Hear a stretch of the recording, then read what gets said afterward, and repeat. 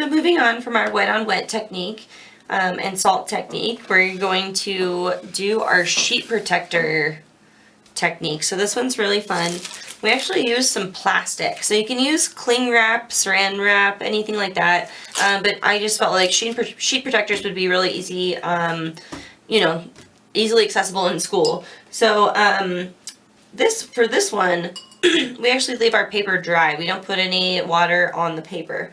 What we do is we actually put our pigment directly into our palette and start getting some paint. So for this one, I'm going to stick with colors that are right next to each other on the color wheel. So they're not necessarily warm colors or cool colors, but yellow, green, and blue are all right next to each other on the color wheel. So I'm actually going to grab all three of those colors and do a background for this one. So first we're going to grab our green, and I'm actually just going to I'm going to look at how big my my piece of paper is, and I'm going to just do almost the same type of technique that I did with the salt technique, where we just kind of dab on color wherever we want. And make sure in between colors you definitely wash your brush just to get out all the paint. So we're going to go to some blue. We're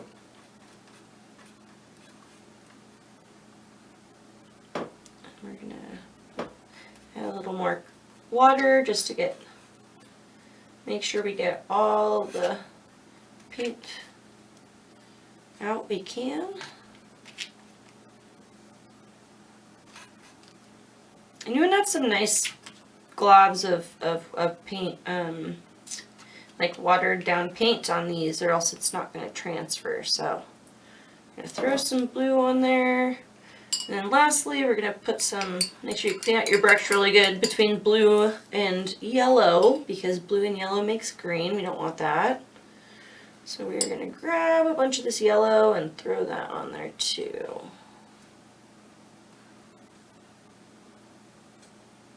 Alright, so we've got our colors on here.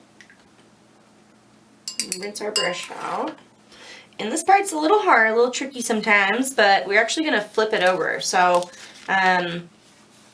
we take our sheet protector and we flip it right over onto our paper. And then the fun part happens where we get to kind of move this around and make some cool textures and patterns and colors. Mix that all around. So that is kind of the basic part of that technique. And then for me, I really like to add on some fun little dots. So another technique that I kind of incorporate into this is I grab a smaller brush and I grab some of these colors. So I'll grab a big glob of this paint, and then I actually use my finger and a paintbrush to splatter it on there. So that way we get some really cool colors in between our other colors. Don't need to go crazy, but it's kind of a fun way to add a little bit of extra color, especially when you have some spots that are pretty white. And don't forget, again, to make sure you really rinse your brush out every time between, because that's what makes sure that all your colors stay perfect. Oh, woo, that one got a lot of water in that one. All right. So that is our sheet protector technique with some splatter paint. So, and that is a wet on dry technique. We're going to move on to our putting our feet on our pictures. So we don't need our watercolor anymore. I'm going to put that away. And we are going to move on to starting to learn how to draw some of these feet. So there's a couple different ways to do it. I'm just going to start with just a marker. You can use any kind of marker, any color of marker, whatever you want.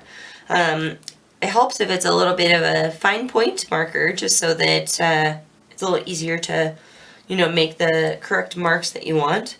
But there are a few birds that are personally my favorite that I would love to do. I showed you guys a few. I showed you about 9 different feet prints that we can look at.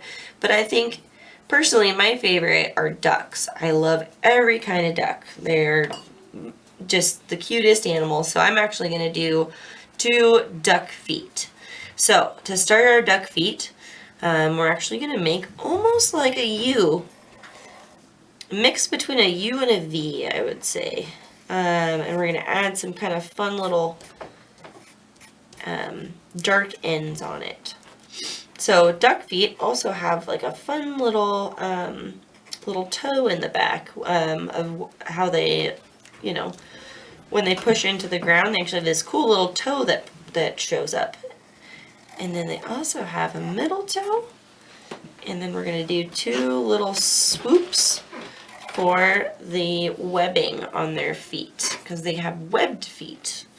So that's 1 duck foot, and I would say that is the left duck foot. So we're going to make a right duck foot. So the difference between the 2 would be the direction that this little toe is going in right here. So we're going to make our little U shape with our little toe in the back. And then we're going to add our little middle toe. And that one's pointing towards the other one. And then we have our little webbed feet. And ducks actually have some little claws that sometimes show up in their footprints. So we're going to add those. So I know I showed you guys some ones that had multiples of duck footprints, but it's kind of up to you of what you want to do with your picture. So you can do just a single set of prints for each type of bird, or you could do a bunch of different ones.